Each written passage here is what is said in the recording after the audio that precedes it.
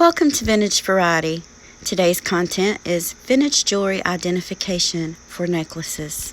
I'll be showing both vintage and antique necklaces in this content, along with sharing information and techniques that I use when determining the age of a necklace. When I'm looking at necklaces, the first thing that I'm going to notice about a necklace is if I like the way it looks or if the design of it catches my eye. Second thing that I'm going to look at is the overall design and style of the necklace. Does it look like it could be Victorian? Does it look like it would be something from the 70s or the 80s? I also look at the materials. I look at the clasp. I look for any kind of markings that will show who made it. A lot of times the necklace will be signed by the designer. Sometimes it will be stamped 925 for sterling, or maybe, if I'm lucky, 14K for gold. Sometimes it will say GF for gold filled. So those are some of the things that I look for. Today I'm going to go into more detail just to give you some ideas of information that I use and clues that I look for to determine the age of a necklace. This necklace is Victorian. This is what's called a book chain. You'll notice how this chain is put together with round links and these decorative links. Looking closely at the design on these rings, you'll notice that it looks quite perfect. There are no rough edges, and that's because this wasn't done by hand. These pieces were die stamped. Die stamping was invented in 1777. So that's something to keep in mind. A lot of times if you run across a piece of jewelry, you see a design on this and it looks perfect or as though it would not have been done by hand, it may very well have been die stamped. This necklace is large enough to fit over the head. So it doesn't really need a closure, but it does have one. The closure for this necklace is on the front. A lot of times you will see necklaces like this from the Victorian era with the closure in the front, and it'll usually have a pendant, or in this case, a locket attached to the closure. This type of closure is called a bolt ring. This predates the spring ring. Bolt rings came into use around 1840, and there were two different styles. Sometime or the other, one of these round rings became damaged and it was replaced right here with this. This isn't located at the back of the necklace. This is kind of to the side, and I'm going to show you that this is actually another type of bolt ring. So here's a close-up view of it. It's not really noticeable unless you know that this is there. It kind of blends in with these, but this one is a little bit slimmer. It looks very much like the modern day spring ring. I'm going to show you the modern spring ring, and I'll show you the differences between the two. Much like the modern spring ring, this consists of a hollow tube. Inside of the tube has a smaller tube that is released by tension to secure the necklace. The first difference that you'll see when comparing this to a more modern spring ring is there's a larger gap between the two sides of the tube. The next thing that you'll notice, usually this piece will be a lot further up. Here's a similar locket. This one is a different design. You can see, if I zoom in, the bolt clasp on this locket. It actually has two of these. This one is a silver locket inlaid with multicolored gold from around the 1880s. Mine's not quite as fancy. This is Warman's Jewelry Fine and Costume Jewelry 4th edition. It always helps to have some kind of a reference. You can research on the web, but it also helps if you have a few books on jewelry that will help you in identifying pieces.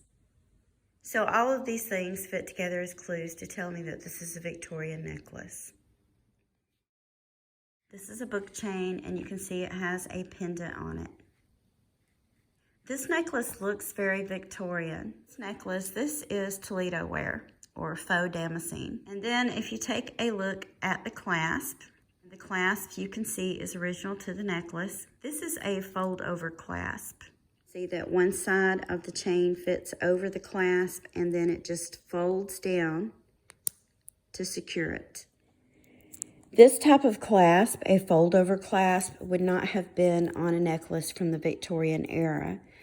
You will see this on a lot of older necklaces and bracelets on up into the 60s and 70s. This necklace has faux pearls and rhinestones. Antique jewelry can have faux stones in it. The original rhinestones came from the River Rhine.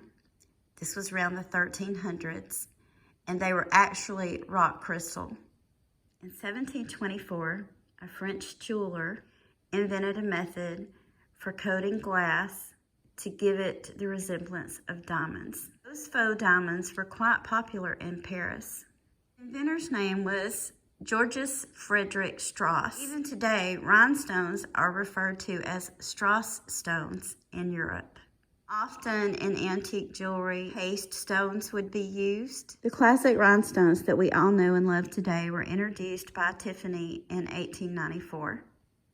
So just because the stones are not real doesn't mean that this is not an antique necklace. However, the design of this, along with the clasp, tells me that this necklace is most likely a Victorian revival necklace from the 1960s. This necklace has a fold over clasp, and this is a Monet book piece, so that's pretty easy to identify. And there's the signature on it. It also has a second piece with another fold over clasp. You can add length to the necklace. Another type of clasp that you will often see on Victorian necklaces is a clasp like this one. This is called a barrel and tongue clasp. And over time, this type of clasp became longer and thinner. Not to be mistaken with the later barrel clasp, you can see that this is just a little barrel-like tube. This is the pin that goes inside of it, and it's held by tension. One thing that you'll want to look for in necklaces are any kind of marks, maker's marks, or stamps. Most people know, of course, 925 is for sterling, and also stamps that show the carat of the gold in a piece. In really old necklaces, you may not see that. Some may have a maker's mark, and that will help you identify the piece. Stamp Act did not come about until 1854. And at that time, it was standardized gold content from 9, 12, and 15K. And all gold jewelry was stamped showing the carat weight. This necklace is gold filled. The method for gold filling jewelry was discovered in 1817 in England by John Turner. Gold filled jewelry has a base metal, such as brass, but it has a higher gold content than gold-plated jewelry. So that tells us a lot about this necklace. There's no stampings or markings on it, but my guess is that this necklace is probably from the late Victorian era. This necklace is another example of a necklace with that type of clasp. It's very clear that this piece has been stamped out. So this was a die stamped piece. This necklace is gold plated. Here on the edge where some of the plating has worn off. Gold plated jewelry doesn't contain a lot of gold, and it will wear off over time. This piece is most likely brass, and it has a thin layer of gold over it. And again, you can see right here where some of this is worn off. Gold plating has been around since 1840. In 1767, vermeil was invented. Vermeil is different than gold plating. Vermeil is usually a silver piece with gold over it. My guess for this would be that this is a necklace from the Art Nouveau era. The box clasp, often referred to as the push-in box clasp, was invented in the late 1700s. This is a picture of a bracelet from 1890, and you can see that it has a box clasp on it. Often you'll see this type of clasp incorporated as part of the necklace. It will have beads and such on it as part of the decoration. And I'm going to show you a couple of different examples. You'll see lots of necklaces from the 50s and 60s with this type of clasp on it, but they were also used during the Victorian era. You can see how this clasp is decorated to fit in with the design of the necklace. And this is a Miriam Haskell clasp. And there's the stamping on the back. So it makes it very easy to identify the time period for this necklace because it does have the maker's stamp on it. This necklace is from the 60s, and you can see that it also has a box clasp. This necklace is missing a couple of strands. When I found it, it was broken, and I have put it back together the best that I could. But you can see the overall style of this necklace is from the 60s. This is another type of clasp that you will often see on Miriam Haskell necklaces, and the patent for this was granted in 1969.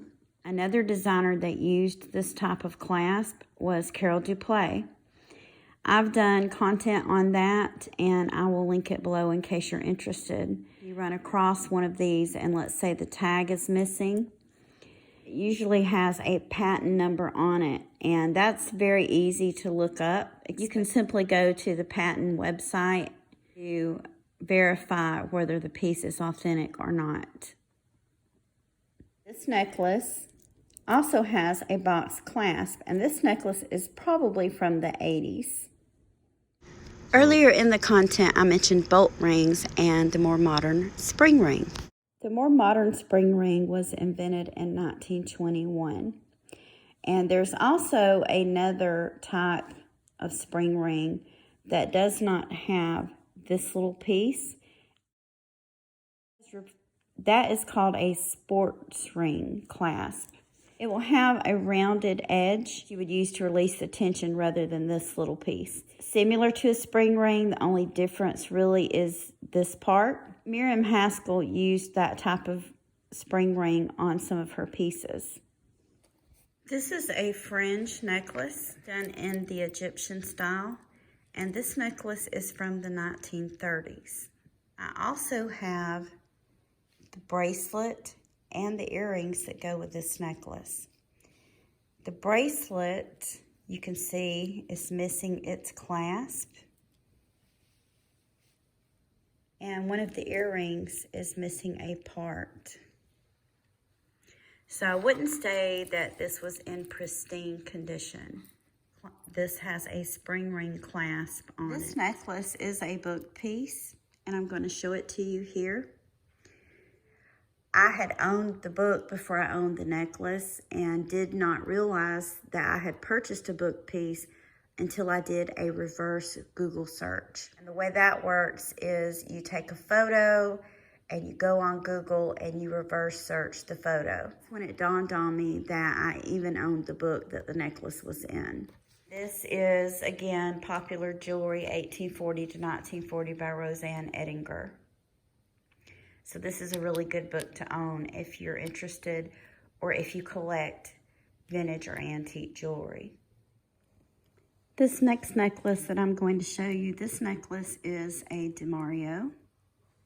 This is the clasp on this one. I'll turn it around so you can get a better look at it. It is decorated. There's the signature. And this is called a hook clasp. And often you will hear it referred to as a shepherd's hook. You'll see this on a lot of necklaces from the 50s and the 60s.